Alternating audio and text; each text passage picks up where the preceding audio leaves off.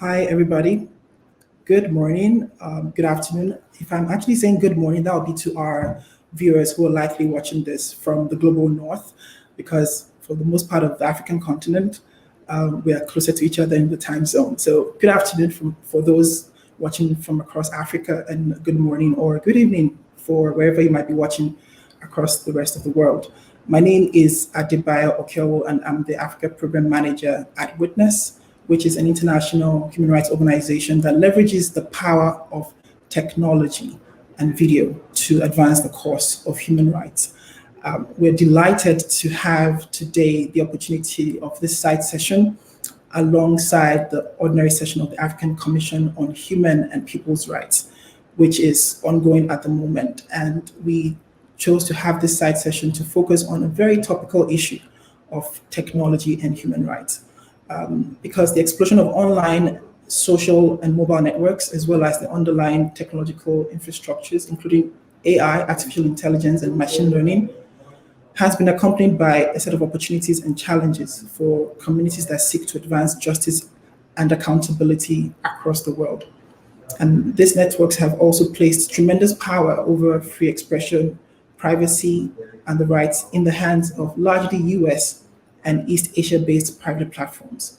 But at the same time, new technologies are opening the door to increased automation, which will definitely have a significant impact on the future of work and how they influence the nature of warfare via drone and autonomous weaponry, as well as how they raise the questions of robots and the concept of criminal liability in Africa. We are delighted to have an expert panel today made up of people from the wide spectrum of artificial intelligence and technology. And we would dive straight in because we just have about 1 hour for this session. And I would welcome on board first person to be part of this session, who is somebody I'm sure is very familiar to many others, Dr. Solomon Dersso. He's the chairperson of the African Commission on Human and People's Rights. And you're welcome, Dr. Dersso. I'll just quickly say a few words about him and what he's done and his expertise. I mean, it's impossible to do justice to the extensive work that he's done, but just to give a snippet, Dr. Dersso is currently the chairperson of the African Commission on Human and People's Rights. He is also the founding director of Amani Africa Media and Research, which is an Addis Ababa-based Pan-African policy research think tank. Dr. Dersso also serves as an adjunct professor at Addis Ababa University College of Law and Governance Studies, and he's a member of the editorial boards of various journals, including the Journal of Conflict Resolution and the International Journal of Transitional Justice. Super glad to have you here, Commissioner, and thank you so much for making out the time. I know you're super busy, but we're more than happy to have you join us for this session. So, as the chairperson of the African Commission, there's a lot on your shoulders. People look up to the Commission in many ways as a place for giving justice to the common African, and would like to just have you share a few words on how you're beginning to perceive the issue of technology and artificial intelligence as influencing the realization of many human rights across the continent. Over to you, sir. Thank you very much, Bayo. It's a great pleasure for me to join you this afternoon to discuss one of the most important developments in the world that directly affects our lives in so many ways. And I think it's only natural that we take note of and ask questions on what developments like new technology mean as far as the enjoyment of human and people's rights is concerned. I think it's only fair to say that technology in all its manifestations brings both opportunities and perils. Speaking of opportunities, Bayo, you yourself mentioned that your own organization engages in harnessing technology for the advancement of human and people's rights. And indeed, the fact that the human rights violations can't be hidden in this time in this time and era is one manifestation of the fact that technology has become an important tool and instrument for tracking, shedding light, and indeed making sure that no human right violation, no violation of international humanitarian law can remain hidden from the attention of the world, from the attention of indeed those who need to know. So there is certainly huge opportunity in that respect, which brings, of course, the question of how you take advantage of this opportunity in order to ensure that those with the responsibility for the promotion and protection of human rights, and particularly those who have the obligation to ensure respect, protection of human and people's rights, do indeed respect those standards and also put in place the necessary instruments for the promotion and protection of those rights. There are also, of course, perils that come with new technology that puts certain rights in peril, such as, for example, issues relating to privacy, which often arise in the context of new technology, issues such as surveillance and the intrusion that surveillance technology brings into the lives of people with very dramatic consequences.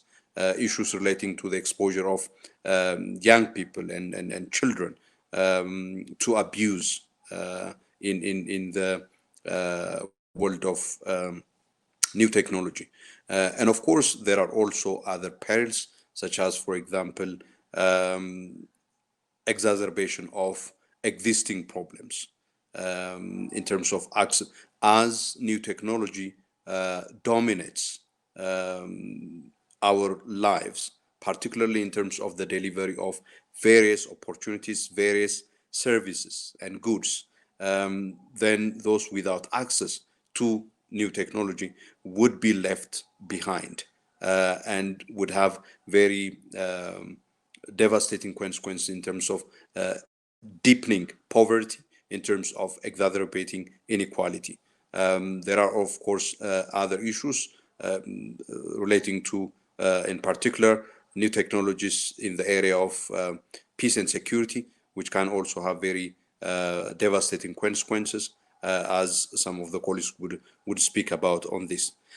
From the perspective of the African Commission on Human and People's Rights, there are some engagements in the context of such as freedom of expression and access to information, particularly in terms of ensuring that access to these platforms and technologies is not interrupted by states, such as, for example, social media, that has been an issue, such as internet, because it has become very critical in order for people to express and enjoy their freedom of expression and access to information. But there are a number of issues that we need to raise in terms of what indeed new technology means for the enjoyment of human rights, but also how we need to safeguard from the excesses and perils of technology on the enjoyment and protection of human and people's rights. So the interest from the side of the Commission in this conversation, and myself as the chair of the Commission, is what are the issues that we need to look out for, and how best can we deal with those issues by harnessing the opportunities in order to enhance ever wider, ever stronger protection of human rights, but also by addressing the perils that come with new technology, including its impact on employment opportunities and enhancing development. I would stop here. Thank you very much.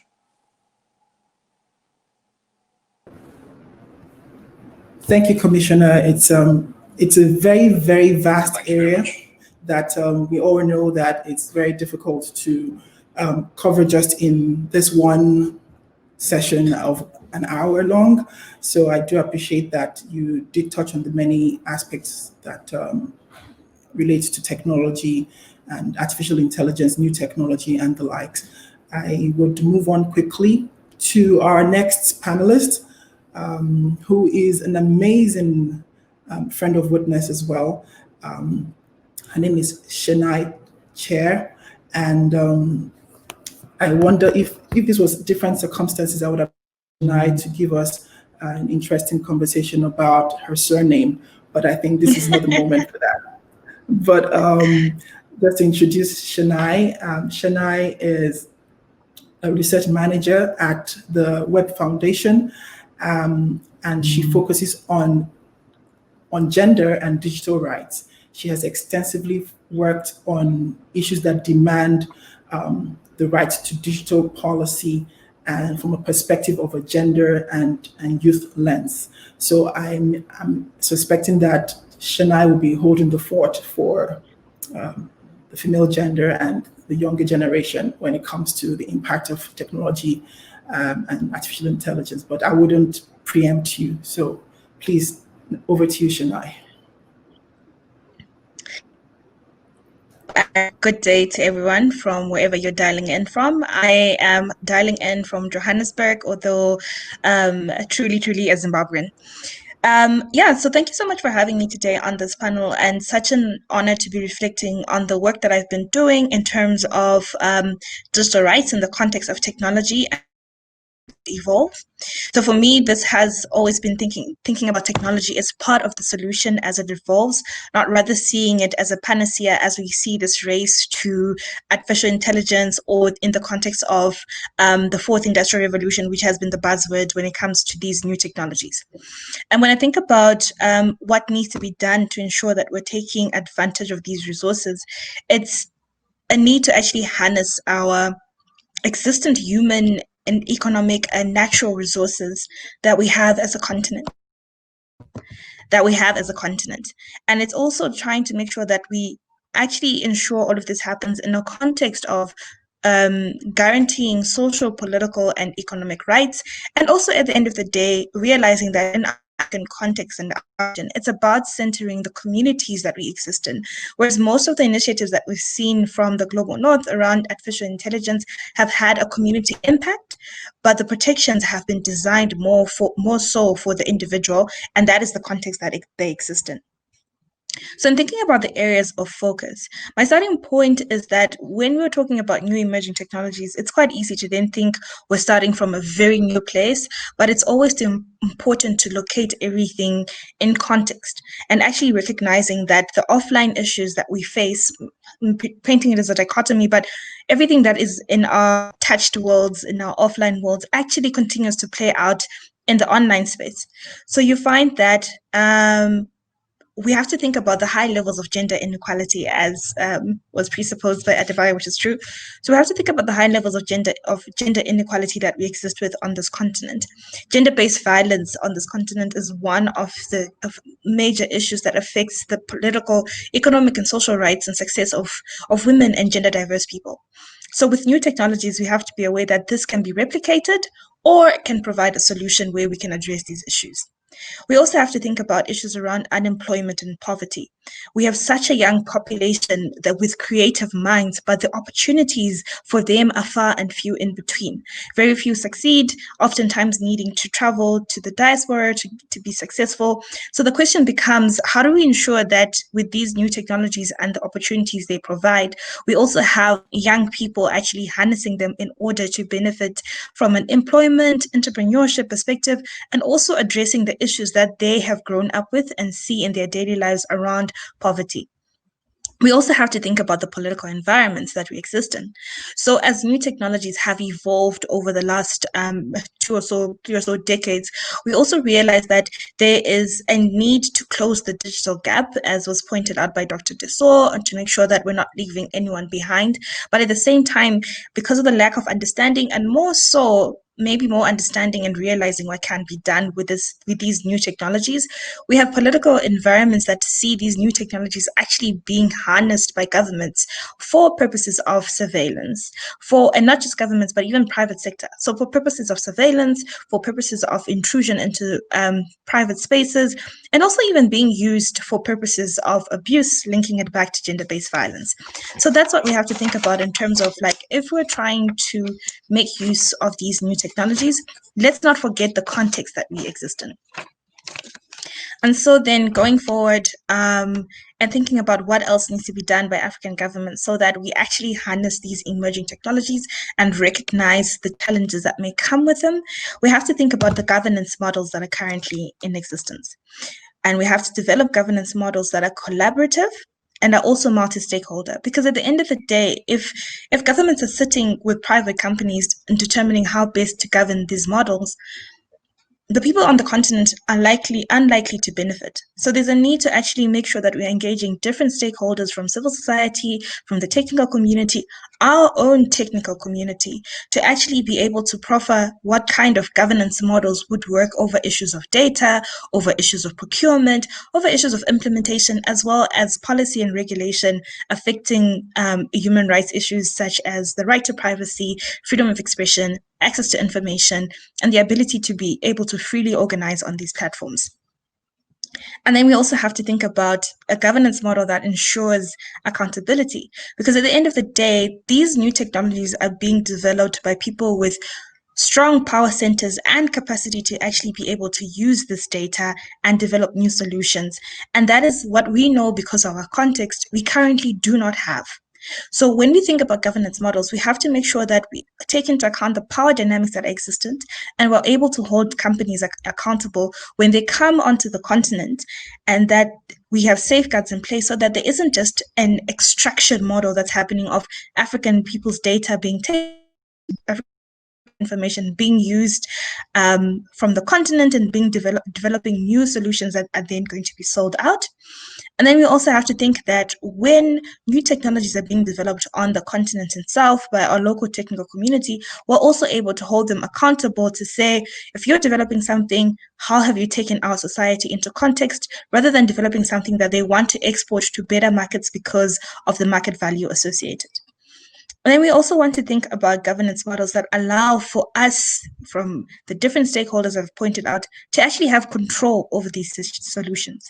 Because I think the biggest challenge in our realization is that oftentimes we may set up parameters to ensure that we have oversight over these models, we have accountability, but we actually do not have control over the personal information, for example, or the aggregated data that may be used to develop new AI-based innovations that may actually work with Black faces, as we've seen have been the challenges of facial recognition systems. So at the end of the day, we want to ensure that there are safeguards to avoid extractive behavior, and think about governance models that allow for communities whose data is being used to develop something that would profile them, that they can also harness that and develop a solution for their own challenges. And then my second from last point is around capacity building. So in solutions, as the new technologies come in, the most important part is that, or one of the most important parts, is that we actually invest in the capacity. Currently, the model of capacity is around building coding skills, which is really important, ensuring the participation of young women in science, technology, engineering, and mathematics programs. But at the end of the day, we already have existent institutions, and we have to recognize that learning does not stop. So that means we need to build the capacity of existing human rights institutions in the different countries to think about how these new technologies are going to impact on the issues of social justice and human rights they've been working on over decades. We have to look at the capacity of policymakers and regulators. This is one of the recommendations that came out of the Fourth Industrial Revolution Commission, President's Commission in South Africa, that the capacity of policymakers and regulators is important so that they do not over-regulate the industry. And then we also have to think about the capacity of civil societies, in particular the digital rights community, but also civil society that works on issues that would impact such as racial injustice as a result of AI, bias and discrimination as a result of AI, economic harms with people not being able to access jobs. There are already institutions that work on these social issues. Therefore, our role is to work on building capacity for those institutions to see how the new technologies are going to impact what they have been working for, and some of the rights that they have achieved may be challenged because of the new systems that are emerging. And then lastly, I think what is also most important is that we have to build all of these points of capacity, governance, and technical solutions from a research perspective. We need to be evidence-based in our solutions that we develop. And this means that we actually have to think about evidence as the system, as the new emergent technology systems ecosystem evolves. So you have to think about doing research in terms of the kind of solutions that are being offered to governments in cases of smart cities. Do they actually work? Who would they benefit? What has been the procurement aspect to it? And how does the community that is said to be benefiting actually have access to these systems? Then you also have to think about looking at it from an impact perspective. And we think about the impact in terms of the context that I've painted around the social injustices that are currently existent. What is the impact of these new technologies within our particular context? We're not building a new wheel, but we have to make sure that whatever is introduced as a new aspect is cognizant of its context, our cultural histories of colonialization, our economic inequalities, and understand what is the impact in all of that. But also, I think what is most poignant as we bring in these new technologies and as we engage with them and as we encourage our technical community on the continent to build them is to critically engage and critically think through some of these solutions. There are opportunities without a doubt from the new emergent technologies that we can make use of, but at the same time, there are also harms that we need to engage with before we get excited and jump onto the new ship. And those are my remarks. Thank you, Adebayo.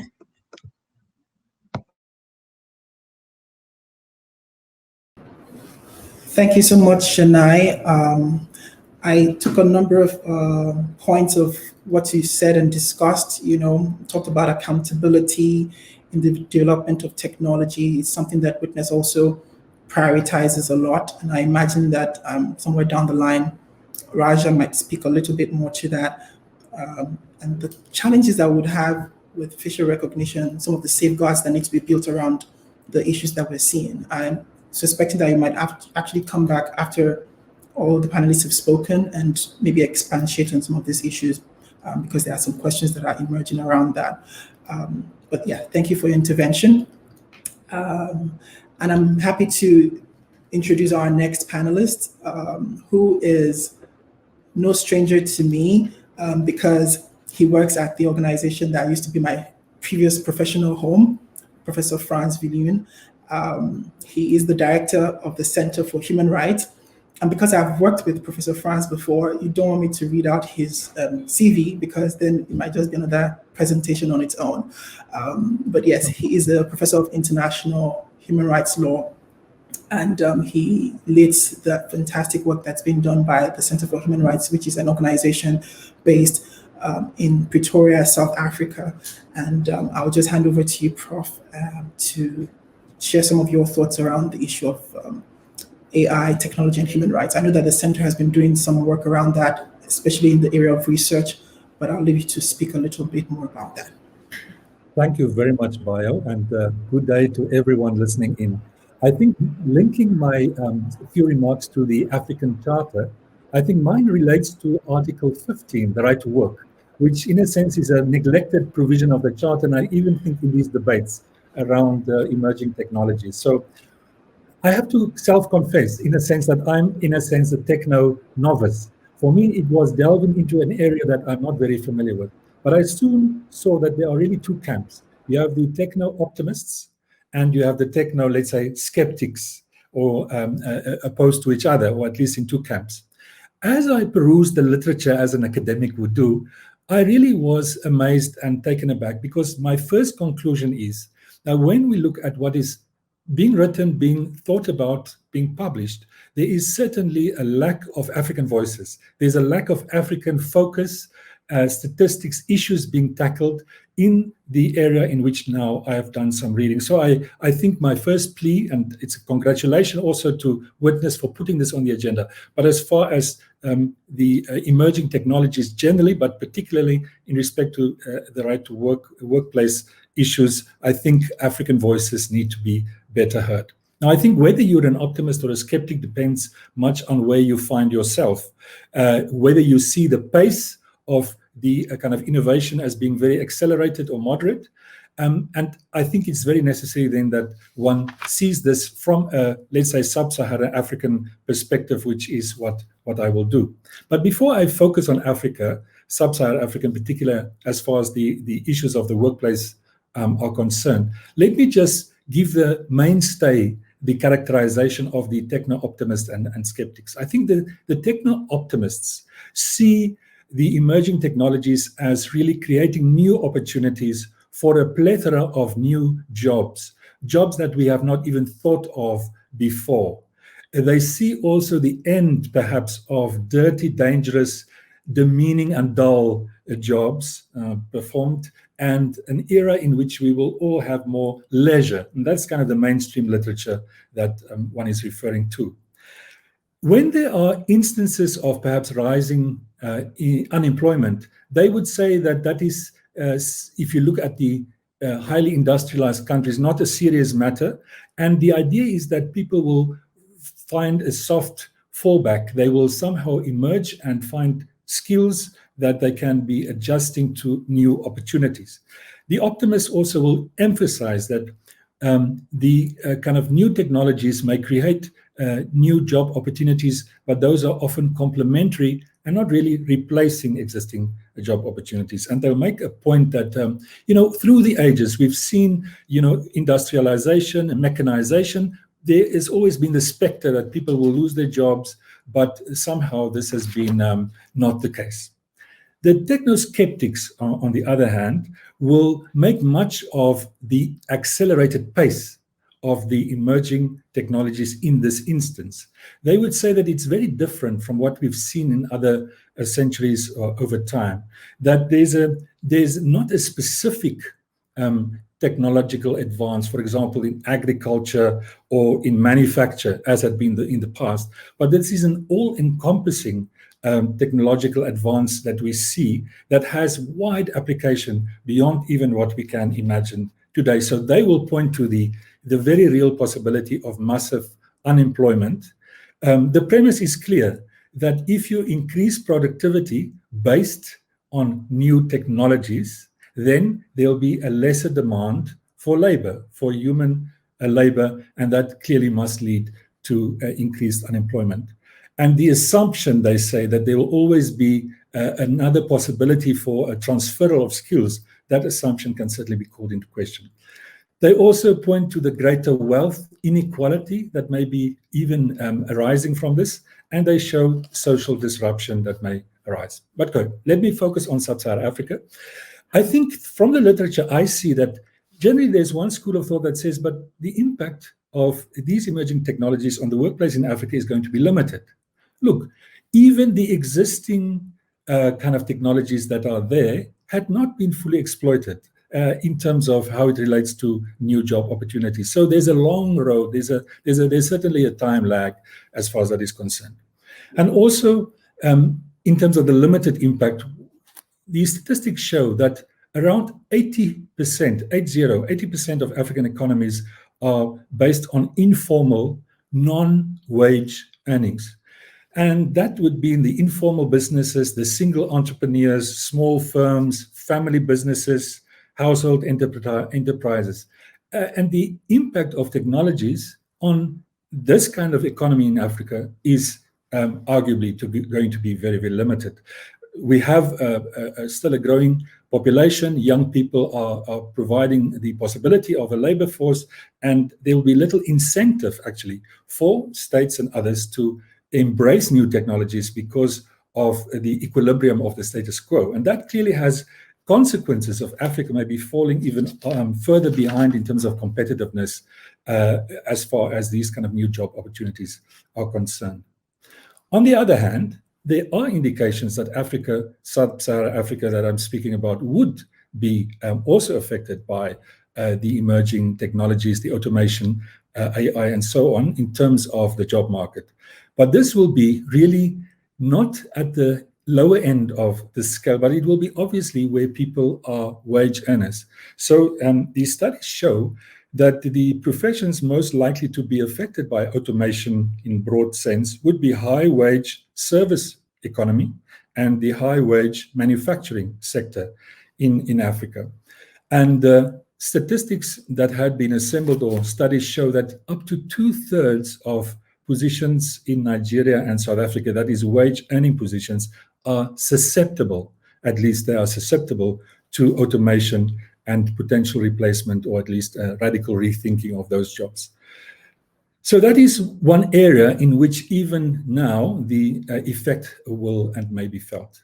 But the other really emerges from the highly industrialized countries, because in the highly industrialized countries, it makes sense for them, with a shrinking population, to invest very securely in technological ways of performing labor. That makes sense from their national perspective. Up to now, many of those highly industrialized countries worked on the principle of offshoring. They basically, the companies located, registered in these highly industrialized countries, outsourced the production and manufacturing to the developing countries, including sub-Saharan African countries. And clearly that created significant labor opportunities. There is a trend now, because of this focus on using emerging technologies to replace really the need for human labor in these industrialized countries, to reverse this trend. We could see reshoring, as it is called. In other words, a return, a reversal back to the highly industrialized countries of these previously labor-intensive tasks to be performed by robotics, robots, and other forms of mechanized machinery that would serve the purposes of those companies. And that would leave them without the problem of engaging with transport issues, trade arrangements, with looking at human beings in terms of their labor rights, trade union negotiations, and so on. So there's certainly an incentive.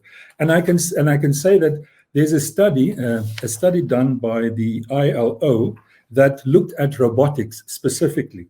And the conclusion in this study was, and I quote, "We find that robotization in developed countries negatively affect employment in emerging countries." So the conclusion is that this reshoring is already taking place in the context, for example, of the increased use of robots to replace human beings in the labor sphere.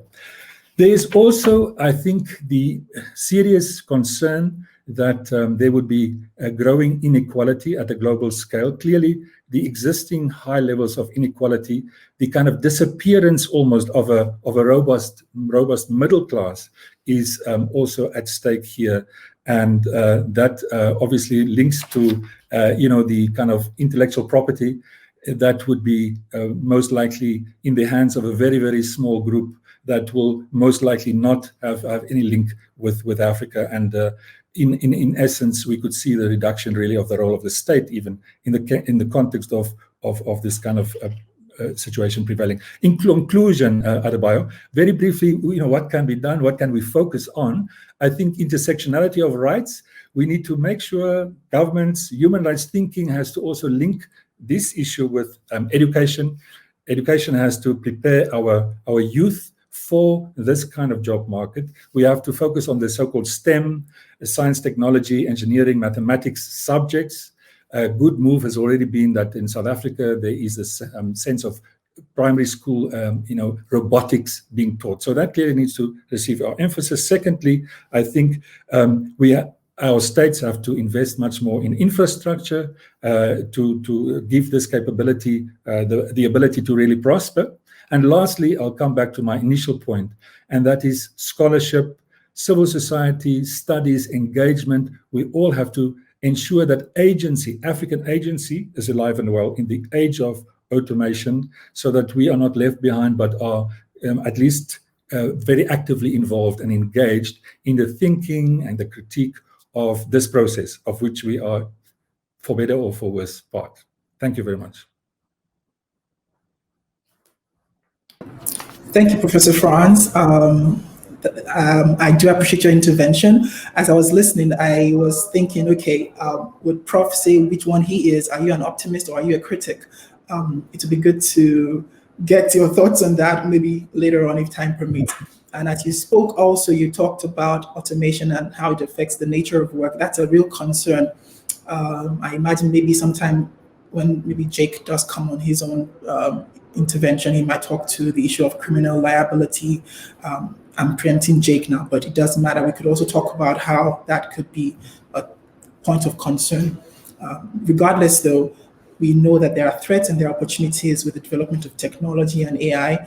And at this point, I'll just invite my colleague Raja to give her own intervention. Hi, Raja.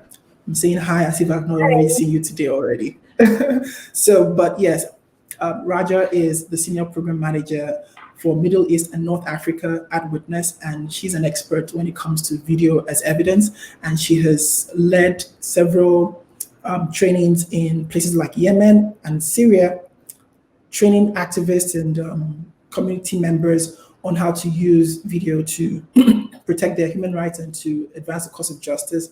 And I'll just ask Raja to share from her own work experience, also in relation to content takedowns, misinformation, shallow fakes, deep fakes, a little bit of that, as much as you could touch in your 5 minutes intervention. So over to you, Raja. Thank you, Adebayo. It's a great honor for me to participate at the 67th Ordinary Session of the African Commission. It's actually my first time, so I'm really honored to be here and especially humbled by the fact that I'm sharing this platform with our esteemed panel. There's such a wealth of knowledge here. And I hope that I'll do everyone justice, particularly the communities we work with in my region. As Bayo mentioned, I manage our Middle East and North Africa programs at Witness, where for almost a decade I've had the privilege of working closely with incredible leaders in human rights on the grassroots level in particular, and working directly with people in some of the most vulnerable communities in the Middle East and North Africa. And so people who have been working on issues ranging from abuses against women, minority groups, to war crimes and crimes against humanity, in places where video and technology has played a big role. And within this region, you have most places and most communities really looking to leverage technology and video to advance human rights and promote human rights and just improve their lives.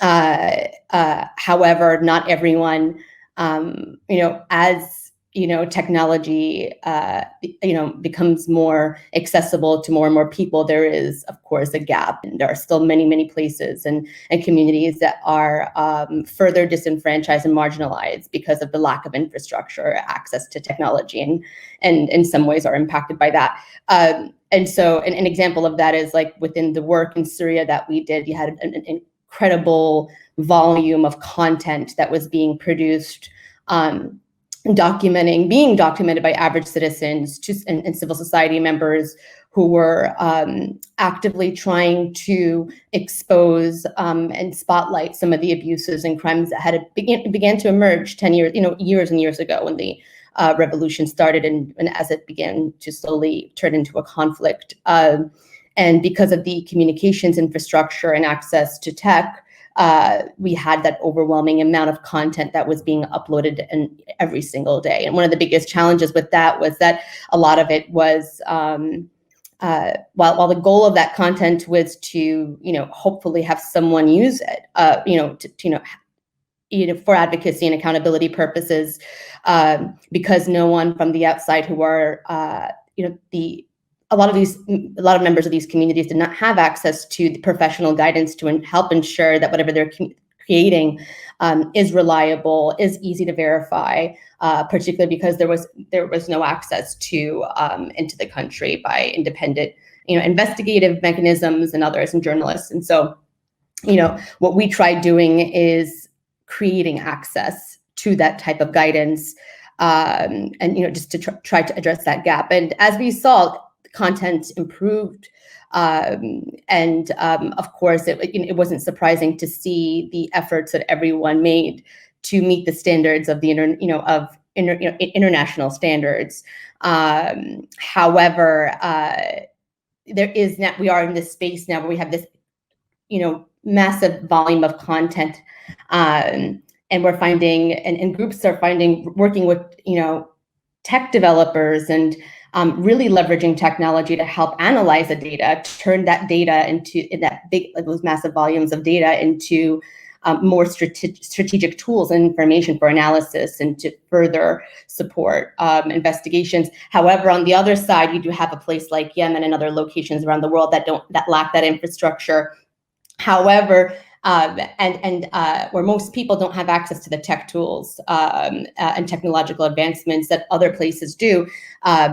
However, you do have governments and those who are in control, like from state actors to non-state actors, who do have control and monopoly over these tech tools and are spreading misinformation and disinformation. And so there's these various types of dynamics and imbalances in these various places in the region. And then you have, like, on the average, like, in some of the biggest ways that, a lot of these technology advancements are also, we're seeing that it's helping exercise human rights, helping people pursue human rights and, protect human rights. At the same time, these tools are being used to violate human rights, and it's by state actors, non-state actors, by people as well. And, even just like shifting away from conflicts and some of these more grave circumstances, like some of the most prevalent issues that we're facing every day. For example, in my region, in the Middle East and North Africa, but also in African parts all over the world,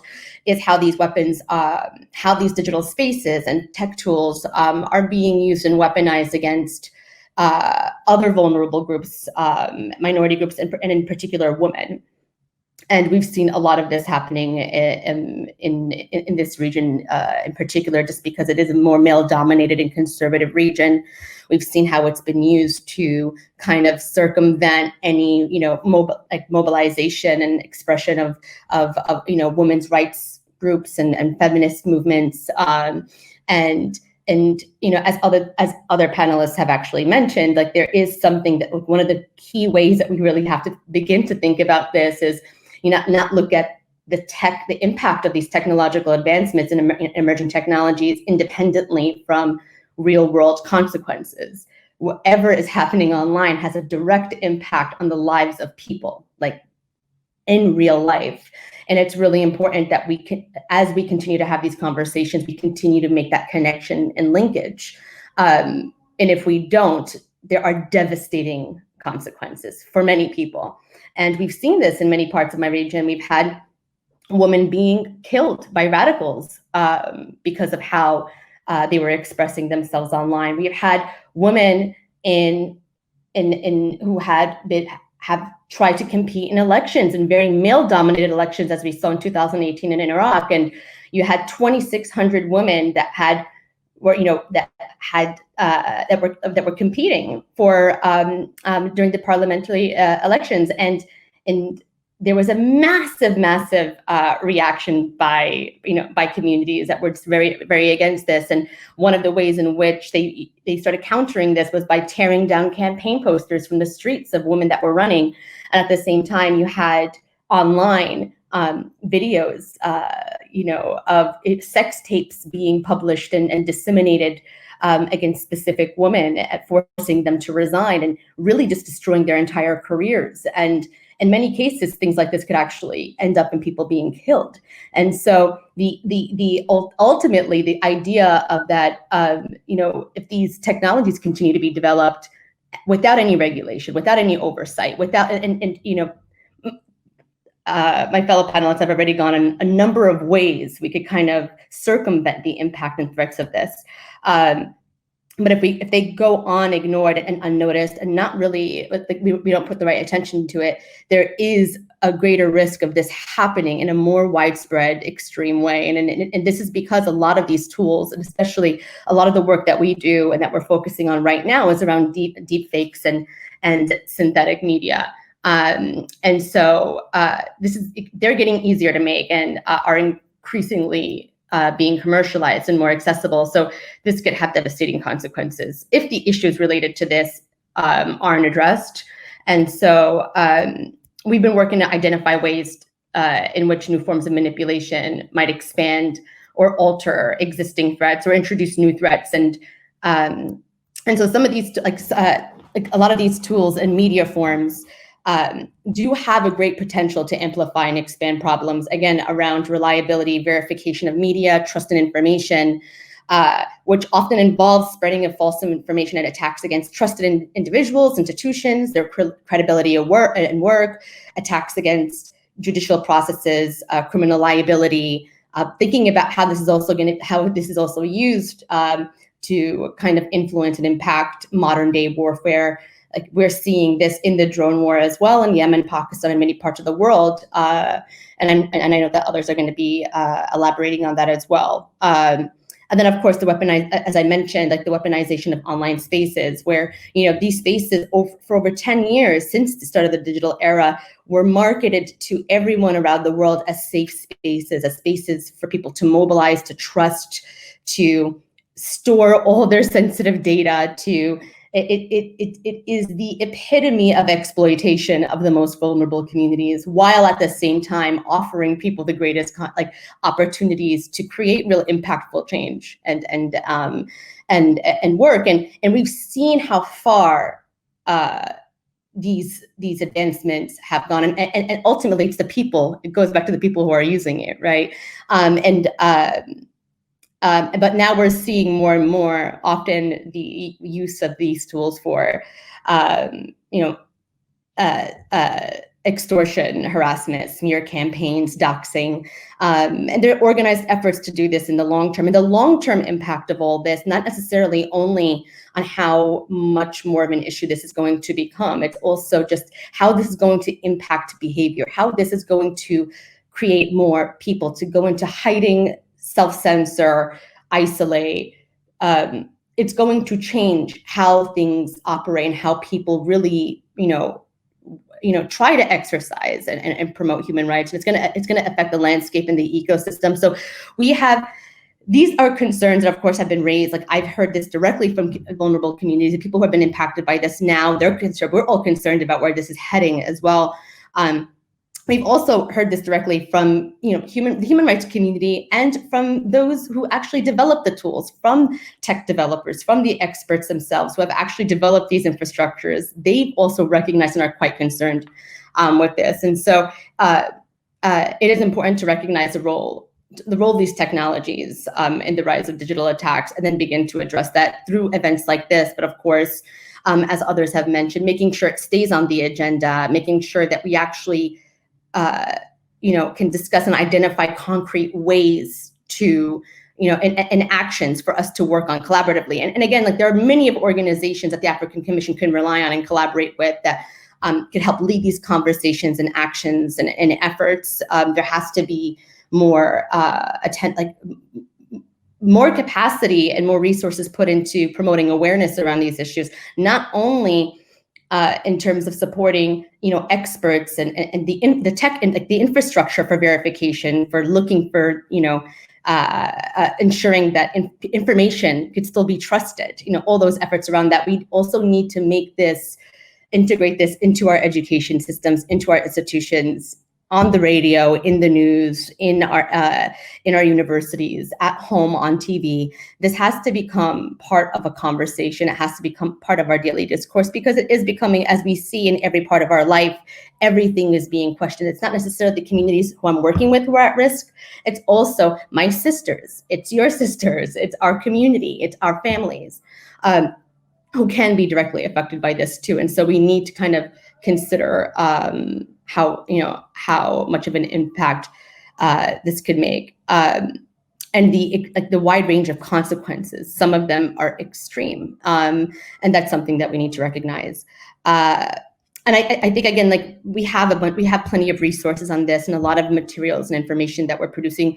As a regional manager, I'm examining this in my region to see, to identify and monitor these trends and find ways and to kind of promote awareness, but also alert decision makers and people who are working on policy and legislation and thinking about ways to kind of address these issues.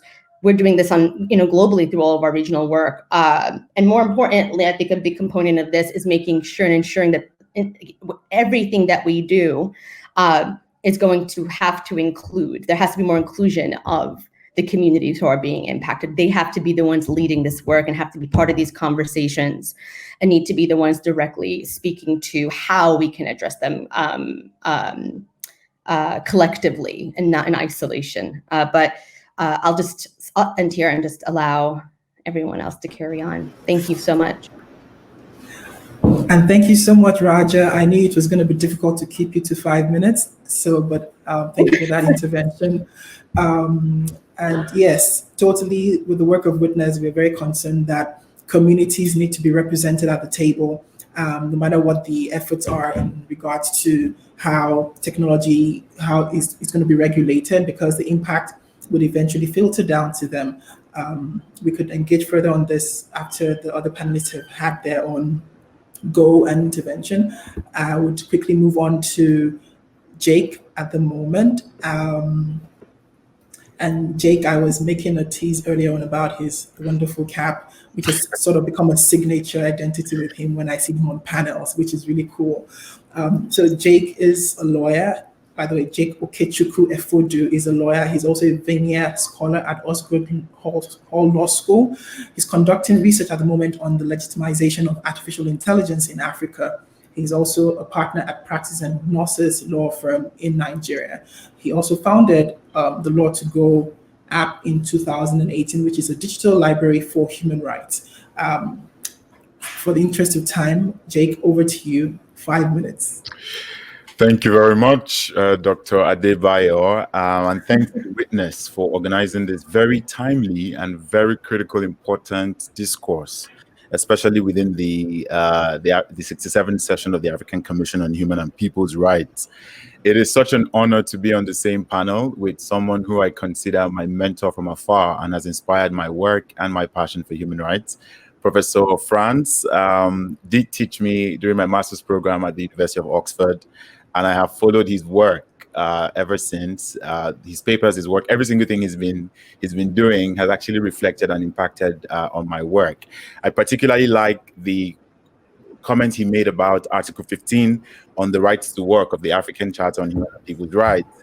And I think in terms of finding out whether techno-optimism or techno-skepticism is where we're sort of shifting towards, I'm reminded that there are a couple of, automation has resulted in the closing down of apparel, leather, and footwear factories in 7 African countries, replacing them with like speed factories in Germany and smart factories in the US. And I think so far between 2019 and 2020, there've been a displacement of over 600,000 workers. And but if you look at the flip side, there are 4.1 million people in sub-Saharan Africa who have gained employment in tech, in AI. And so when it comes to this particular conversation, I think it's very critical because it's happening right now and right here. Thanks to Dr. Solomon as well for giving us the very good purview of what the AU's interest is in terms of this area. And Chenai has talked about how new technologies sort of affects the rights of women and issues around equity and inclusion. And I just enjoyed Raja's comment on the weaponization of specific spaces, including online spaces, and how they've affected elections and even the rights of women and other minorities. So you asked me earlier, Bayo, you said, what do you want African governments to prioritize? I would say that with the globalization of smart technologies, the deployment of AI and new technology, just like other technologies of the past, will affect Africa differently, would affect us differently from how it affects other people in other regions. One of the reasons for this postulation is because the dominant narratives around new tech and the fourth industrial revolution generally hardly reflect African perspectives, including the ethical considerations or the ethical constructions on the subjects of how we should make rules that protect the rights of people despite advancing this proliferation of new tech and AI. And in the last 6 or 7 years, we've seen cases whereby this new tech has provided really fantastic opportunities for Africans, but they've also perpetuated things like scientific racism, inequality, negative systemic bias, and the marginalization of Africans specifically. So if you ask me, what do I want African governments to prioritize? I would say the first thing is to engage in African perspectives and values on this particular discourse on tech and AI. It's very relevant, not only for setting standards, but I think it's important for it to help us provide a more holistic, responsible, a more equitable, more accountable appreciation of the technology. When it comes to the ethical principles of new tech or AI systems, we all know that they hardly come from a neutral or an objective standpoint. So ethical principles that are based on objectivity and neutrality are very problematic. Maybe not for white people or people abroad, but for we as Africans or people from the third world, they propagate the erasure of what has been theorized of we as an undersampled majority. Right? So stakeholders in this field need to investigate the challenges and the differentials of power that arise from the use of these new tech and innovations. I would say that we need to think of our Ubuntu principles. We need these technologies to be more open, continuous, more inclusive, more collaborative, and more communitarian. So if there are standards that we're thinking about, they must be cognizant of societal and environmental well-being and should ensure that our local African sustainability and knowledge mobilization within the region is retained. The second thing I'll talk about is on rulemaking. Rulemaking around new technologies and AI must definitely go beyond ethics. I think we need to rely on international human rights norms and standards, and particularly the African Charter on Human and People's Rights should mirror every single tech or every single AI system that we adopt, create, or adapt. So why am I proposing a human rights approach? I think beyond providing shared understanding to sort of reduce harm, I feel that, or I know that, you know, if we utilize state obligations, it can actually help business responsibilities. It can help facilitate multilateral and even multi-stakeholder approaches to these technologies. More importantly, a human rights approach would be integrative of tech, organizational, and evaluation tools that would actually help us maintain legally mandated rules and actually provide oversight. So when we look at the various international human rights law instruments, the African system provides particularly a communitarianist perspective, and I think this is something Professor Frans have written about. We want our tech, we want our new technologies to be cognizant of our cultural norms and our traditional knowledge. Now, the African Union has uniquely prescribed AI rules on grounds of solidarity and cooperation to ensure that Africa's forthcoming digital infrastructure is cooperative and transformative. I think more states need to know this. We need more inclusive, homegrown, especially homegrown technologies. In Nigeria, for example, 90% of the technological software that we use are imported, 90%. But we do have very young, smart, energetic, vibrant, with great ideas, young Africans who can do these jobs, but we just need to identify them and empower them. So the AI industry needs to definitely reflect the ways that we can utilize the resources that we have within the continent. Now, the final point I will make is that with or without AI, now, the pursuit of human rights in Africa is still a struggle. And I think Chenai talks about this, tackling the discrimination and violence against women, the oppression of minorities such as LGBTQI persons, and even the non-justiciability of some socioeconomic rights are some of the examples that we currently face. So as AI is becoming a strategic priority for African countries, I think that the legitimization of the technology by states seems very grand and pretty much is often hyped as an assured way for AI to sort of solve some of these challenges. But my people say that he who has a longer, he who has long, I want to say longer throat, but he who has a long throat, a throat that is longer than his arm, must constantly pray to the gods for protection. So we need to weigh how we just use AI to want to solve most and every of our human rights challenges, because AI is not a silver bullet. It might solve some problems, but it might not solve every problem. So we need to do a scale of preference to identify which areas should we use AI and which areas should we not use AI. Because we know that AI can exacerbate some of the extant issues and even introduce new risks. So African states need to be critical of techno-heroic expectations from the use of AI.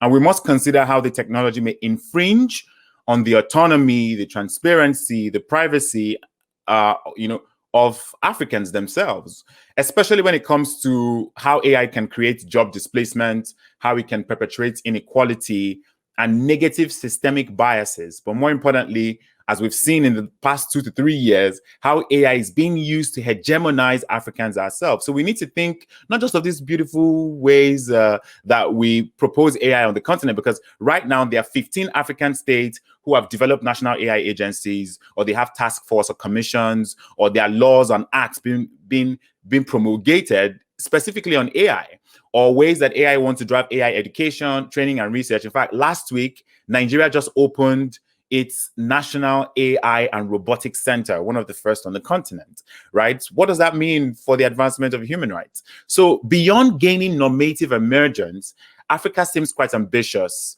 for a cascading of this technology, but we need to be critical of the ways that we can, of where we want AI to be used within various sectors, but we need to particularize AI for the advancement of human rights, and we need to be strategic and deliberate about it. Thank you so much, Jake. That was brilliantly delivered, and I was taking some notes as well. Some key takeaways I love that you mentioned are, for instance, Africans need to be at the table when these conversations are being had. AI is not a silver bullet. And that quote you said, the person with longer throat and all of that, that was a good analogy as well. I think it's also important that as we begin to create these new technologies, I want to embrace AI and the opportunities that it portends and provides.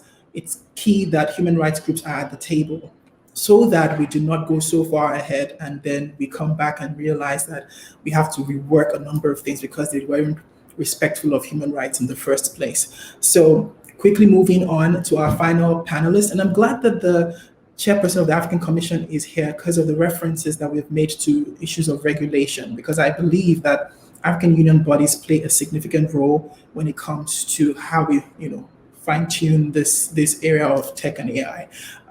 To a more technical aspect, which I'm sure will be broken down into more simple terms, would be having Dr. Thompson Chengeta to take us into the next presentation. 5 minutes, even though I'm hopeful that that would be possible. But yes, Dr. Thompson Chengeta, I'm so sorry. Why am I calling you Thomas? But yes, Dr. Thompson Chengeta, over to you. I think you're muted.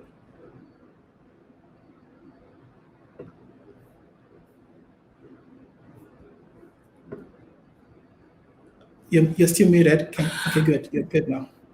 Okay, I just wondered if you are seeing my screen. Bio. We see you, but we do not see your screen. Please just confirm now. Do you see my screen?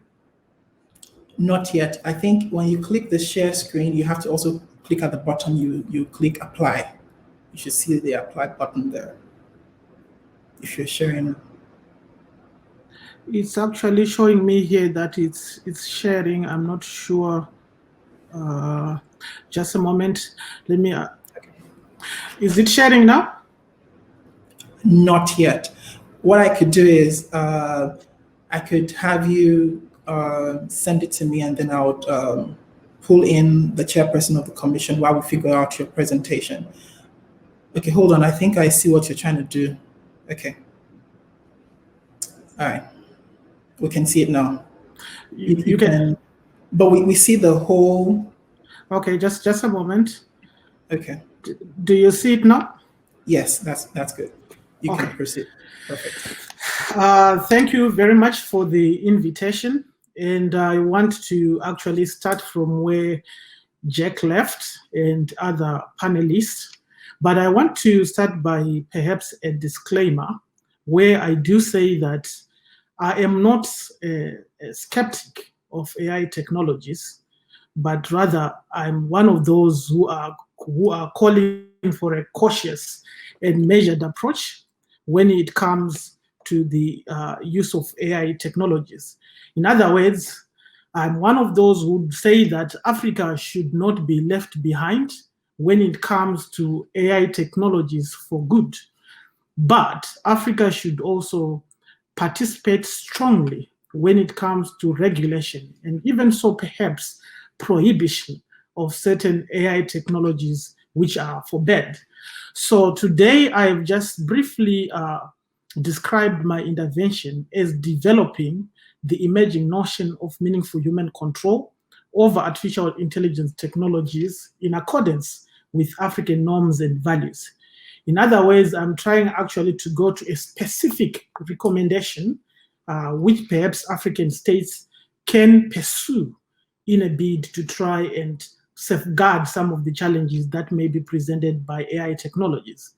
Let me maybe by way of introduction also mention this particular fact, that the Human Rights Project, as we know it today, was perhaps founded on the assumption of human-to-human relationships, something that is altering, that is actually changing with the introduction of AI technologies, particularly those which use machine autonomy. Now, there's been actually some views by those who actually say that the implications of artificial intelligence technologies, if not properly regulated, may actually, herald not only a change, perhaps to some extent an end to the human rights corpus as we know it today. The first point which I want to discuss is that the general challenge of machine autonomy, in other words, the implications of algorithmic decision-making on human rights. One of the technologies that poses a very, very severe challenge to human rights is the idea that certain machines, certain technologies that are AI powered, will be able to make decisions that have far-reaching consequences on the rights of human beings, not only in Africa, but across the globe. To exemplify this point and my worries thereof, I want to focus on the current, one of the cutting-edge technology that is being discussed at the international level, that is autonomous weapon systems and this notion of meaningful human control. Autonomous weapon systems, these are weapon systems that once activated are able to make the decision as to who to target and against who to use force and with what severity, without any further human intervention or control. Once you activate them, then they are able to do that. And this discussion, or the discussion which started in the United Nations sometime in 2013, one of the suggestions out of all the concerns which were being raised to say, if these weapon systems are used, they may violate the right to life, they may violate the right to dignity. One of the solutions that have been suggested is that we need to maintain human control over the use of force, for example. However, although this term has been coined particularly to deal with weapon systems, I can say in this particular presentation or in my intervention today that the notion of meaningful human control or maintaining meaningful human control can be applied or interpreted broadly to apply to all machine autonomy that may be used in other fields.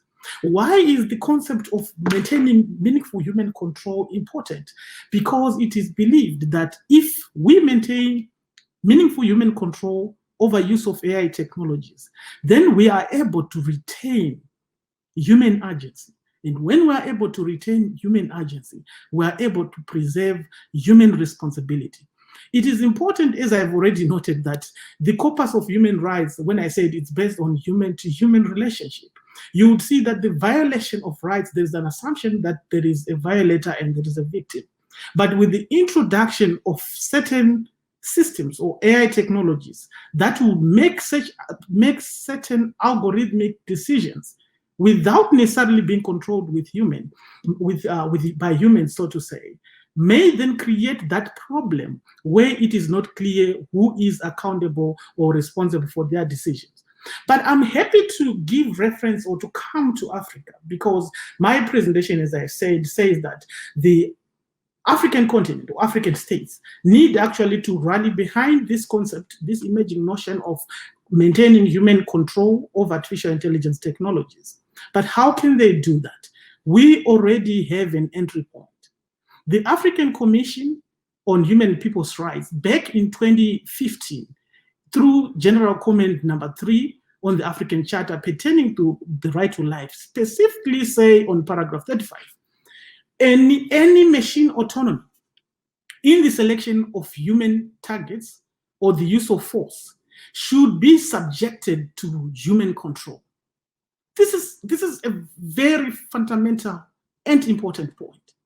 But since 2015, however, there has not been any further explanation or exploration of this idea as to what is meant by maintaining meaningful human control. Here is why it is important. Although around the globe, states are agreeing that it is fundamental, it is important to maintain human control over artificial intelligence technologies, particularly those which use machine autonomy. There is no agreement as to the standard of that notion. It's an emerging notion. What exactly does it mean? And there have been contributions where states say, oh, we may define it in terms of existing laws. Others say, particularly, for example, the ICRC put the point on the table that ethics and other values which we have as human beings play an important role in defining this notion. And as already mentioned by my other co-panelists, African values are important in defining this notion. Therefore, I find it important that perhaps the African Commission should take further these aspects and try, in the view of the what states are trying to do in defining what meaningful human control means, and also try to come up with an African notion as to what would be meant by meaningful human control over artificial intelligence technologies. Now, I come again, coming to rounding up the main points which I want to say in this short intervention, that when I'm saying we need to develop the notion of meaningful human control in terms or in accordance with African norms, these are some of the things which already are appearing in my mind. If you look at the preamble of the African Charter, which Jack and others I think have been referring to, some of the values are even contained in that particular preamble. The issues of freedom, the issues of equality, dignity, and justice, eradication of all forms of colonialism and neocolonialism. And I underline the issue of colonialism and neocolonialism because already there is research that point that if Africa is not careful, we may be setting ourselves up for what others are referring to as algorithmic colonization of Africa, where AI, because of the way it is being developed, because most of the things are being imported to Africa from the Western world and other world that are more developed as far as AI technologies. If we are not careful in calibrating to make sure that those technologies fit the needs of Africa, we may find ourselves in an issue or in a situation which others are referring to as algorithmic recolonization of Africa. Again, you would see that one of the values also emphasized in the preamble of the African Charter is that we should dismantle all forms of military aggression and discrimination. And these autonomous weapon systems, which I mentioned, which are being developed by certain powerful military states, they are going to alter greatly the issues of military powers and where these particular weapon systems will be used, which may not be perhaps in line with some of the African values contained in that preamble that I mentioned. I want to repeat some of the points that have already been made by my fellow panelists, but also that if you note some of the particular rights noted in the African Charter, Article 5, right to dignity, which I've mentioned, Article 19 on the issues of equality, where we say that nothing shall justify the domination of a people by another, I've already emphasized this point, or the potential of AI technologies. If we do not properly regulate them, they may actually result in some of the things which will be disadvantageous to Africa.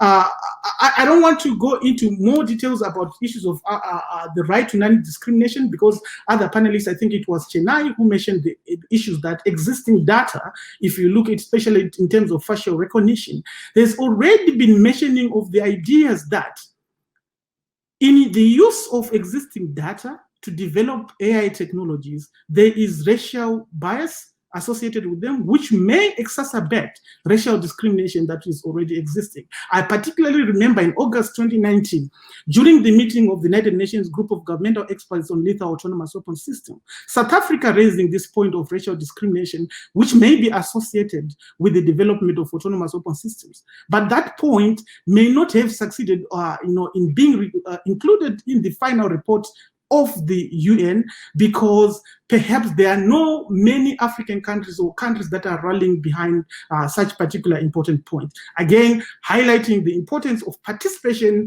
of African states and African institutions in the regulation of this particular technology.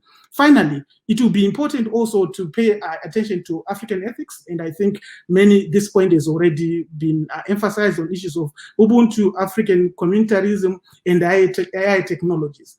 I'm happy that there's currently an effort, this is my last statement and in conclusion, there are current efforts by UNESCO, for example, trying to go around the globe and gather what they are saying, diversity and inclusion, in terms of formulating ethical values and ethical standards to regulate AI technologies.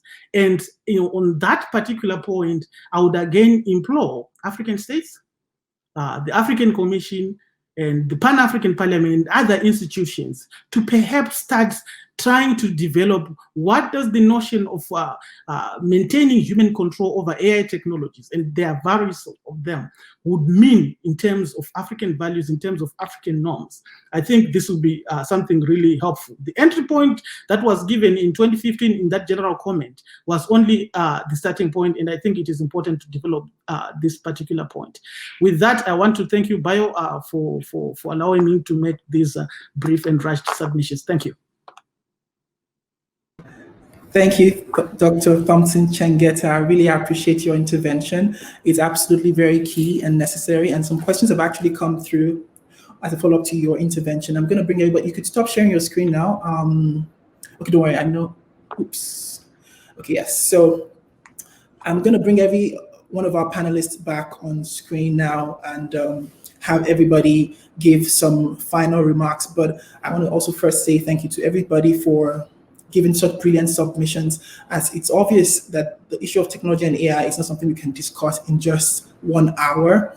It's absolutely impossible, not even in 2, but this is an entry point for us to begin this conversation and bring it to the fore for African Union bodies. And I want to again really appreciate the African Commission through the chairperson, Dr. Solomon Dersso, who we had conversations with about the importance of this issue, and he was more than willing and keen to have us talk about it on the sidelines of the ongoing ordinary session. And since the chairperson is still here, and I know he may have to depart soon, there's a question for you, chairperson. The question is that in relation to how Africa has not necessarily prioritized this issue as would be expected, and considering how the European Union and other countries of the global north are already formulating regulations that would have a greater impact on the rest of the world. What are the immediate things that you believe could be done from the part of the African Commission or African Union bodies in advancing the conversation and issues around technology and human rights? Because if you look back on history, there's a tendency to almost assume that when many of these treaties are being formulated, Africans were not either at the table or their voices were not fully co-opted. Hence the result of us having things like the African, the CEDAW, which is the UN treaty, and then you have the Maputo Protocol, which is trying to address more of the significant issues that apply to Africans in Africa, because it ends up becoming a case where some of these treaties do not take full cognizance of the peculiar circumstances in Africa, so that those things do not continue to reoccur. What are the steps you think we could begin to do, not to panic, but to prepare for this inevitable future of the role that technology will play in the lives of Africans and Africa as a whole? Thank you very much, Bayo. I think it has been really fascinating for me to listen to the very rich and insightful presentations from all colleagues, where I was feeling that it was indeed a very right decision for us to join and have this conversation. Indeed, it looks like that we are actually behind the curve, so to speak, in terms of our engagement on this very important, perhaps consequential area of our life in the world. From, I think, the side of the Commission, obviously, I think the different areas that have been highlighted from the presentations, I wish to agree with Dr. Thompson in saying that from a human rights perspective, I think as well, the approach or the position would be one of cautious reception and harnessing of the positive and contributions and opportunities of technology. And of course, I think focusing on limiting, mitigating the negative impacts of technology. But both in terms of harnessing the opportunities that technology brings, and also in terms of limiting the negative consequences of technology, there are a number of points that panelists made, which are critical from an African perspective. One of them is, of course, the place of Africa in the technological world, particularly in innovation, in production, and its role in shaping the development of technology, its participation in the development of technology. That is a very critical area. As Professor Frans mentioned, obviously, one extremely important area that needs to be addressed is the education system, basically in ensuring that Africa does have the expertise, does have the human power in order to have active power, or at least to catch up, if you like, in the development, in shaping the development of technology, because that is extremely critical. If you are going to address issues relating to, for example, inequalities, marginalization, discrimination, all of which, on account of, I mean, technology is not a neutral thing. One way or another, technology is impacted by the environment within which it is produced and developed, and that environment often basically relates to culture, relates to, obviously, value system, relates to identity, and therefore, if you do not have the kind of participation and active engagement from an African perspective, the issue of facial recognition that have been noted and identified, and there are a number of issues, of course, that affect that actually accentuate certain very terrible historical developments, which, for example, the African Charter in its preamble and indeed substantive parts speak of, such as racial discrimination, for example, new technology becoming the terrain where racial discrimination is perpetuated, where racial discrimination is actually gating a very really damaging, if you like, platform for its perpetuation and continuation. And therefore, the involvement and participation of Africa and people of African descent recognizing the impact of technology on their lives is extremely important. So the participation part for me is really extremely important. That participation brings, obviously, the question of inclusivity, brings the question of making sure that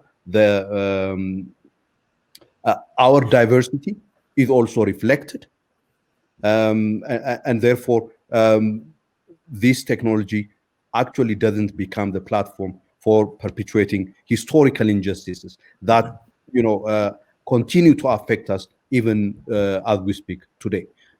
So that is one dimension. The other dimension, of course, related to that is the question of also value systems.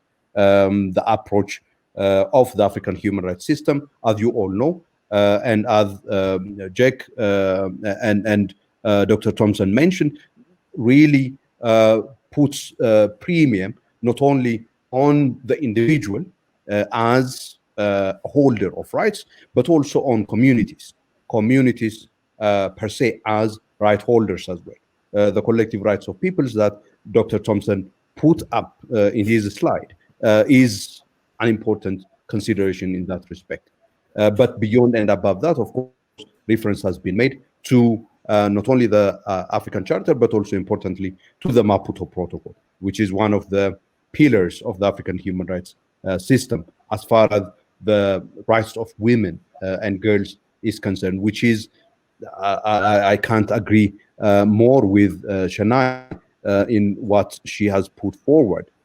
I think in the context of COVID-19, some of the most heartbreaking statements that we at the African Commission received, both during our previous ordinary session, during the 66th ordinary session, but also in this session, the statements from states parties, from national human rights institutions, and from civil society organizations, all of them agreeing on one point, that gender oppression, violence against women and girls has acquired epidemic proportions. And this is basically highlighting one point, that we come to recognize the gravity and pervasiveness of certain injustices in times of crisis. And what COVID-19 did was basically to put a magnifying lens on the pervasiveness of gender oppression on our societies. And this gets reflected, I fully agree with colleagues, not just in the, I think I agree with Chenai, it's difficult to make a distinction between life in the technological sphere and outside of that. But to the extent that we can make that kind of distinction, it gets reflected in the new technological sphere as well. And we have indeed seen that being reflected in this new technological sphere. Now moving to the other dimension, which is the regulatory dimension that all of you colleagues have talked about. Of course, the regulatory dimension can have two aspects. One is the question of how to enhance the opportunities and the potentials that technology avails. Of course, regulation in this respect is extremely important. One of the things, for example, that we discussed in the context of the COVID-19 pandemic is this shift that is happening for all of us, from working in person to this platform that we are using now for purpose of conducting various aspects of our lives. All right. As we do that, obviously, one of the things that we come to recognize, this is one of the points I have made in my opening remark of the ongoing session of the Commission, is basically that you know that there are difficulties that you encounter as you carry out your activities on this space. But then it strikes you that as you complain about these difficulties you encounter on this space, you realize that there are many people across the continent who couldn't move their lives to this space to continue with their lives. All right. This brings me to the question of the digital divide and what is it that needs to be done. A divide that affects a large portion of our people, that deprives them of having access to the basic necessities of life, particularly for the youth and in higher education or for children in schools. Very devastating consequence. So regulation in this respect of, for example, one of the things that we have discussed and highlighted in this context relates to how to ensure access to the internet. How do you craft and articulate access to the internet as a human rights issue on its own, and indeed as a means for the enjoyment of many of the human rights, including those under the African Charter on Human and People's Rights. But regulation also, not just in terms of harnessing, but importantly as well. I mean, of course, Bio, in the area of work that you do in relation to, for example, recording events, basically enhancing transparency, but also fighting impunity, enhancing accountability. All of these are, basically the kinds of things. The Commission, for example, in this respect, the smallest things that it has been doing was basically to fight the idea that we have to close down internet simply because there are inconveniences that are being created by the use of the internet.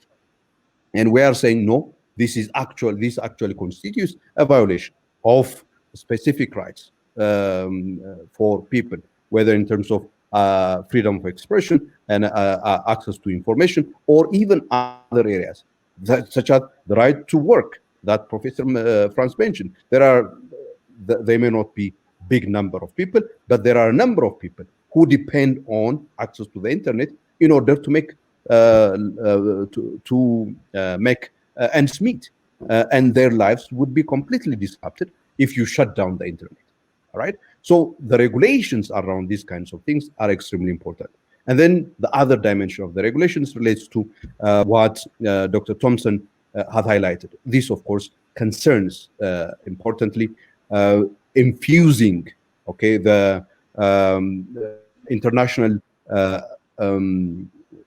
treaties, international regulatory mechanisms with to be reflective of our values, as Jack rightly mentioned it, so that it wouldn't be alienating for parts of the world, reflecting our diversity in that sense. And the point that you have made, Bio, as well, that we shouldn't be basically left outside of the ongoing effort to establish international law regulatory frameworks and then come back and then produce our own regulatory frameworks. Of course, for our condition, for our situation, there may be things that we need to do at our level, but we need to actually think through and be part of the conversation and indeed the effort for establishing those international regulatory frameworks, more so because given that we do not have active part in the development and production of these these technologies, that's the impact would be much more consequential on us and on the enjoyment of our rights. And from that perspective, therefore, the imperative for us to have more engagement and therefore participation in the effort towards the creation of an effective regulatory system is very imperative. Of course, ultimately, I think the regulatory system relates also to the question of what Dr. Thompson said, which relates to, of course, human control. And this brings me to the question of limiting the negative consequences of new technology. And indeed, I agree with Dr. Thompson that new technology would affect the human rights system, actually, the underlying basis of the human rights system in a very dramatic way, not only because it creates the peril of removing human agency and hence human responsibility, but also, for example, if you look at this Israeli author, Yovel Hariri, in his book on 21 Challenge for the 21st Century, where he foresees the possibility of the emergence of superhumans, all right, who basically, if you like, would be stripped of the human attributes that is the basis on which the human rights system is premised. And that is a rather very dramatic, kind of scenario that we may foresee and experience, and therefore the need for that dimension of the regulatory system as well. Now, the point I'm making in the end is basically that there is a lot of stuff that we need to do. And this today's session has presented us with a very important platform to start the conversation, but also to bring this into the Commission's platforms to start the discussion and indeed set an agenda on how we take this important area and subject forward. Thank you very much. Thank you so much, Chair. It's really good to hear you speak about the diverse areas in which you're thinking about this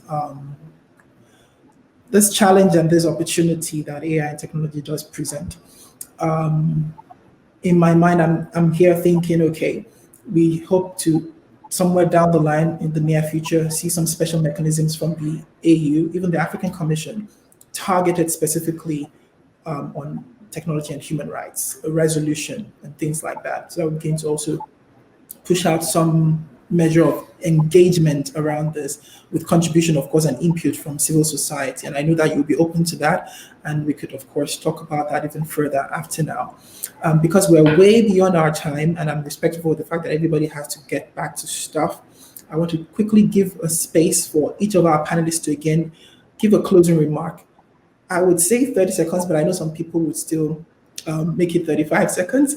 But in about 30 seconds, maximum maybe 50 seconds, and I'm going to put on the timer, starting with Jake. Closing remarks, whatever thoughts you have as we move forward from Thank you here. very much, Dr. Bayo. I think that the African Union and the African Charter of Human and People's Rights provides us with a unique perspective to how new technologies can be cognizant of our cultural norms and traditional knowledge. And we need to take a stand to ensure that AI and new technology does not perpetuate neo-colonialist constructions. I think when we talk about AI and how we adopt or absorb some of these new tools and tech, we need to provide a more holistic, responsible, equitable, and accountable appreciation of the technology. I would say that with new technology, I theorize this, that the masquerade dance of human rights has actually changed. In fact, the masquerade dance used to be barefoot, but now it's wearing tennis shoes. And whilst we don't make these tennis shoes in Africa, whilst we might not produce them in Africa, whilst we might see them being used in this way and form, let us try to see how we don't let it affect the dance. How can we optimize or mobilize or legitimize AI to advance human rights than doing the reverse? Because if we don't do anything about it, the reverse is actually what's going to be the case. Thank you very much. Thanks, Jake. Chenai? Yep, so I'll make this a tweet. I think it's always important to think about access plus. So to locate all of these emerging conversations within our context of trying to close the digital divide, trying to address the issues that already exist of social injustices, and trying to make sure that as these new technologies are being implemented, we are actually able to benefit them from them within our context and make use of already existent laws and regulations in place, because we don't have to reinvent the wheel, but we just have to make sure that we put a stamp on what is currently being developed to show that it's truly African and in our context. I love that. Thank you so much, Chenai. Professor Frans? And thank you, Bayo, and thanks for all the exciting insights. You asked me, am I an optimist or a skeptic? I think I go for something more modest. I think what I try to be is a techno-conscious person. And I think that's what we try to aim for now, techno-consciousness. And in my case, conscious that it's not only civil and political rights, but also socio-economic rights, like the right to work, that are implicated here. Conscious that there's a discourse evolving, and there are certain explicit and implicit assumptions which we should question, so that we together can work towards finding the answer to this question: how does an African-rooted, human rights-based approach to technology look like? Thank you. Perfect. Spoken like a professor. Okay. Raja?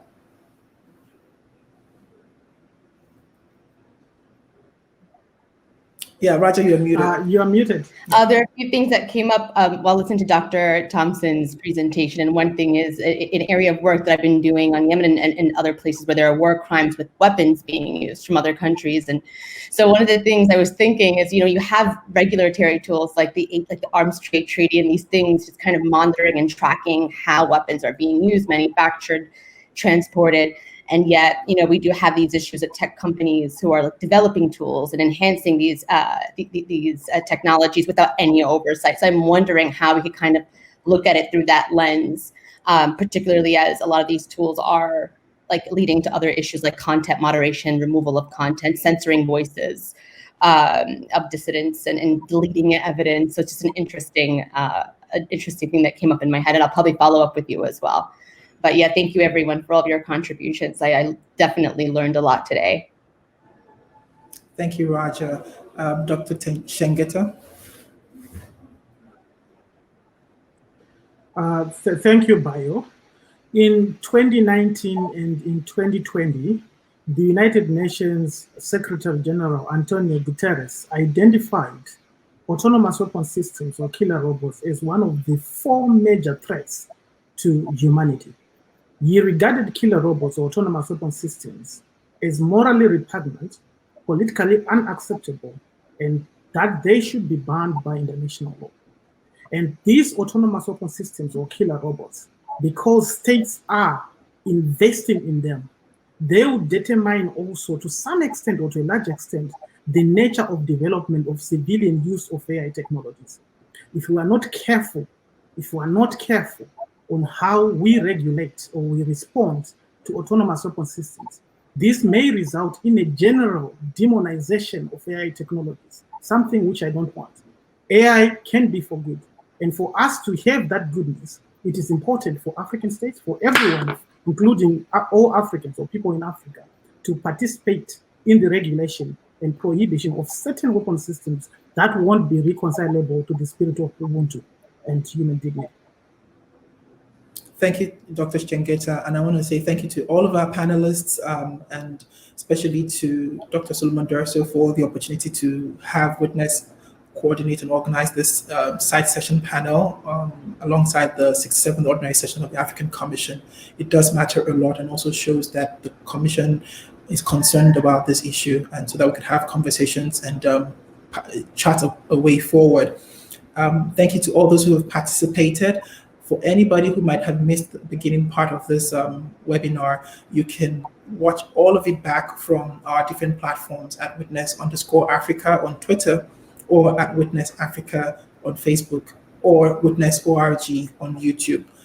We do look forward to also engaging with you further. And if you do have any questions, feel free to write to us at africa@witness.org. And we'll be glad to answer any questions that you might have. It's been great having this session. Thank you all so much for making out the time and for giving your expert advice and contributions to this. We look forward to engaging further. This is not the end of this. Have a great day. We would be signing out right now.